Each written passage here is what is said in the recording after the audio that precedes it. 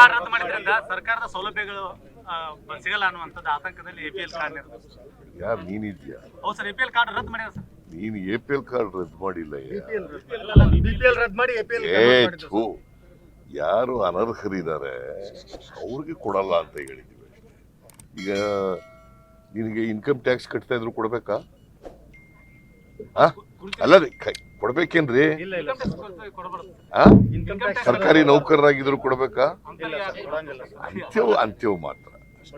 ಅಂತ್ಯವನ್ನ APL card BPL ಕಾರ್ಡ್ನಿಂದ APL card ಮಾಡೋದು. ಇನ್ನು ಡಿಸಿಷನ್ ತಗೊಂಡಿಲ್ಲ ನಾವು. ಆ ತರ ಮಾಡಬಹುದು ಅಂತ ಅನ್ಕೊಂಡಿದ್ದೀನಿ ನಾನು. ಇನ್ನು ಫುಡ್ ಡಿಪಾರ್ಟ್ಮೆಂಟ್ ಇಂದ ಕ್ಯಾಬಿನೆಟ್ಗೆ ಬಂದಿಲ್ಲ, ನಂಬರ್ 1. ನಂಬರ್ 2, ಆ ಥರ ಏನಾರ ಮಾಡಿದ್ರೆ ಯಾರು ಅರ್ಹರಿದ್ದಾರೆ ಅವ್ರಿಗೆ ಕೊಡಬೇಕು, ಯಾರು ಅನರ್ಹರಿದ್ದಾರೆ ಅವ್ರು ತೆಗೆದಾಕ್ಬೇಕು ಅಷ್ಟೇ. ಕೆಲವೊಂದೀಗ ಅರ್ಹರಿದ್ದವ್ರು ಕ್ಯಾನ್ಸಲ್ ಆಗಿದೆ ಅನ್ನೋದು ನಿನ್ನೆ ಗೊತ್ತಾಗಿದೆ. ಇಲ್ಲ, ಅರ್ಹರಿದ್ರೆ ಕೊಟ್ಟೇ ಕೊಡ್ತೀವಿ. ಅರ್ಹರಿದ್ರೆ ಯಾರಿಗೂ ತಪ್ಪಿಸಲ್ಲ. ನಾನು ಬಹಳ ಕಟ್ಟುನಿಟ್ಟಿನ ಇನ್ಸ್ಟ್ರಕ್ಷನ್ಸ್ ಅನ್ನ ಕೊಟ್ಟಿದ್ದೇನೆ ಫುಡ್ ಅಂಡ್ ಸಿವಿಲ್ ಸಪ್ಲೈಸ್ ಡಿಪಾರ್ಟ್ಮೆಂಟ್ನವ್ರಿಗೆ. ಯಾರು ಅರ್ಹರಿದ್ದಾರೆ ಅವ್ರು ಯಾರು ಕೂಡ ಕೈ ಬಿಡಬಾರ್ದು. ಪುನಃ ರದ್ದು ಅಂತಿರಲ್ರಿ. ಏನ್ರಿ ನೀವು ಸರಿಯಾಗಿ ಮಾತಾಡೋದು ಕಲ್ತ್ಕೊಳ್ರಿ. ಅನರ್ಹ ಅರ್ಹ. ಅದೇ ಸರ್, ಅನರ್ಹರನ್ನ ರದ್ದು ಮಾಡ್ತಿರಲ್ಲ, ರದ್ದು ಮಾಡಿದವರಿಗೆ ಗೃಹಲಕ್ಷ್ಮಿ ಯೋಜನೆ ಈ 2,000 ರೂಪಾಯಿ ಕಟ್ ಆಗುತ್ತಾ ಏನ್ ಸರ್?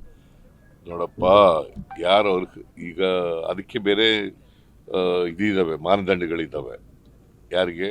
ಗೃಹಲಕ್ಷ್ಮಿಗೆ. ಯಾರು ಇನ್ಕಮ್ ಟ್ಯಾಕ್ಸ್ ಕಟ್ತಾರೆ ಅವ್ರು ಕಟ್ಟಕ್ ಕೊಡಲ್ಲ ಅವ್ರಿಗೆ ಅಂತ ಹೇಳಿ. ಇದು ಬೇರೆ. ಬಿಪಿಎಲ್ ಕಾರ್ಡ್ಗಳು ಬೇರೆ. ಬಿಪಿಎಲ್ ಕಾರ್ಡ್ಗೂ ಅದಕ್ಕೂ ಹೋಲಿಕೆ ಮಾಡಕ್ ಬರಲ್ಲ. ಗೊತ್ತಾಯ್ತಾ? ನೀವು ಸುಮ್ನೆ ಕನ್ಫ್ಯೂಸ್ ಮಾಡಕ್ ಹೋಗ್ಬೇಡಿ ಜನಗಳನ್ನ. ಕೇಳ್ರಿ, ಜನಗಳ ಕನ್ಫ್ಯೂಸ್ ಮಾಡಕ್ ಹೋಗ್ಬೇಡಿ. ಅರ್ಹರಿಗೆ ತಪ್ಸಲ್ಲ, ಅನರ್ಹರಿಗೆ ಕೊಡಲ್ಲ. ವೆರಿ ಸಿಂಪಲ್ ಅಲ್ಲ?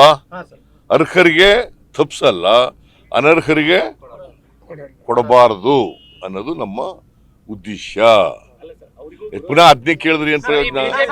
ಇನ್ನು ಉತ್ತರ ಆಯ್ತು, ಬೇರೆ ಬೇರೆಯವರು ನಿಂದಾಯ್ತು, ನಿಂದ ಉತ್ತರ ಹೇಳಾಯ್ತು.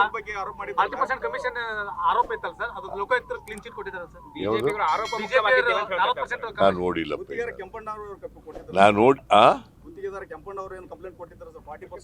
ಯಾರು 40% ಕೊಡ್ತೀವಿ ಅಂತ ಹೇಳಿದವರು? 40% ವಸೂಲು ಮಾಡ್ತಾ ಇದ್ದಾರೆ ಅಂತ ಹೇಳಿದವ್ರು ಯಾರು? ಕೆಂಪಣ್ಣವರ ಆರೋಪದ ಮೇಲೆ ಈ ಸರ್ಕಾರ ತಗೊಳ್ತದೆ ಅಂತೇಳಿ ನಾವು ಆರೋಪ ಮಾಡಿದ್ದು, ಗೊತ್ತಾಯ್ತಾ? ಅದ್ರ ಮೇಲೆ ಒಂದು ಕಮಿಷನ್ ಮಾಡಿದ್ದು.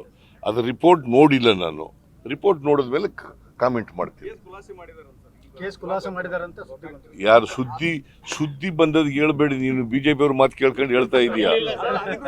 ಸುದ್ದಿ ನಾನು ನೋಡಿಲ್ಲ.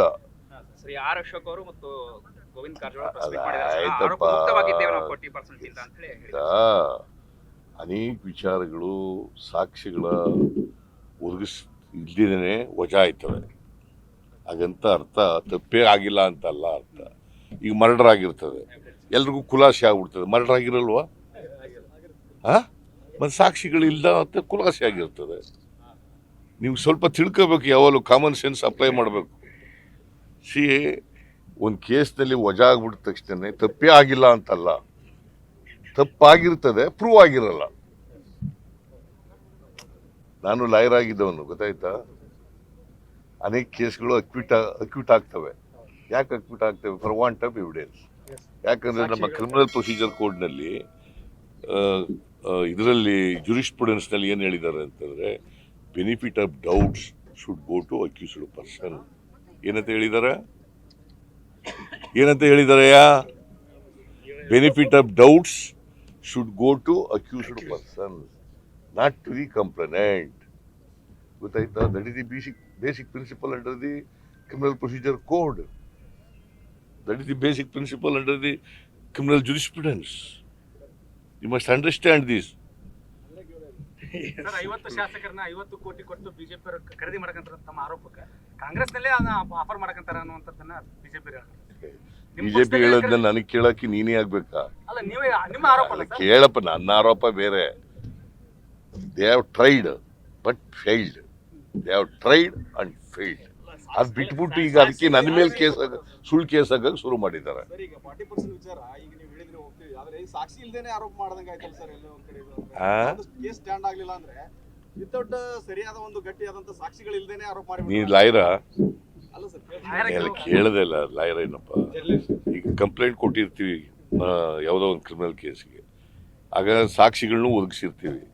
ಆದರೆ ಆ ಸಾಕ್ಷಿನಲ್ಲಿ ಒಂದೊಂದು ಸಾರಿ ಡೌಟ್ ಬಂದ್ಬಿಡ್ತದೆ. ಆ ಡೌಟು ಬಂದಾಗ ಆ ಬೆನಿಫಿಟ್ ಆಫ್ ಡೌಟ್ಸ್ ಯಾರಿಗೂ ಹೋಗೋದು? ಅಪರಾಧಿಗಳಿಗೂ ಹೋಗ್ತದೆ, ಆರೋಪಿಗಳಿಗೂ ಹೋಗ್ತದೆ. ನಾನು ಅದನ್ನೇ ಹೇಳದ್ದು ನಿಮಗೆ, ಸ್ವಲ್ಪ ತಿಳ್ಕೊತಮ್ಮ. ಮುಳುಗಡೆ ಸಂತ್ರಸ್ತರ ಸಮಸ್ಯೆ ಸರ್, ಮುಳುಗಡೆ ಸಂತ್ರಸ್ತರ ಸಮಸ್ಯೆ.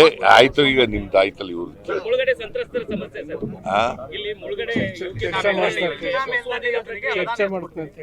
ಚರ್ಚೆ ಅದ್ರ ಬಗ್ಗೆ ಚರ್ಚೆ ಮಾಡ್ತೀವಿ.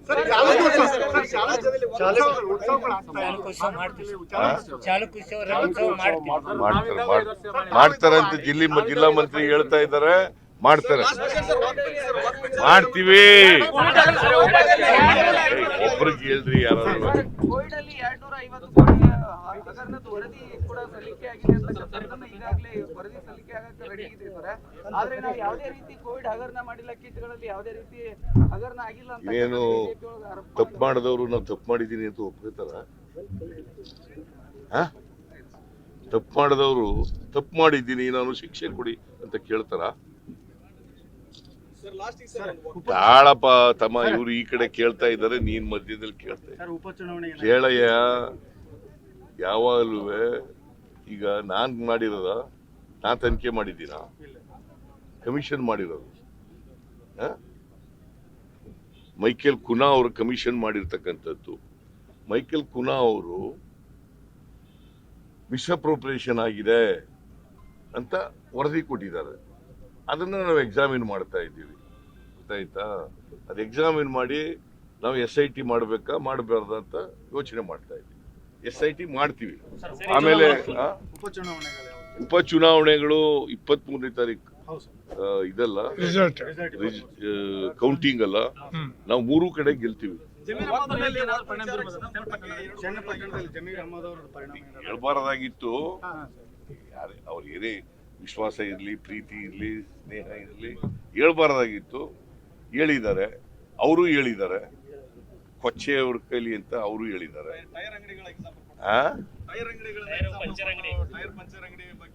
ಅವರು ಹೇಳಿದಾರಲ್ಲ. ಇಬ್ರು ಹೇಳಿರೋದು ಸರಿ ಇಲ್ಲ.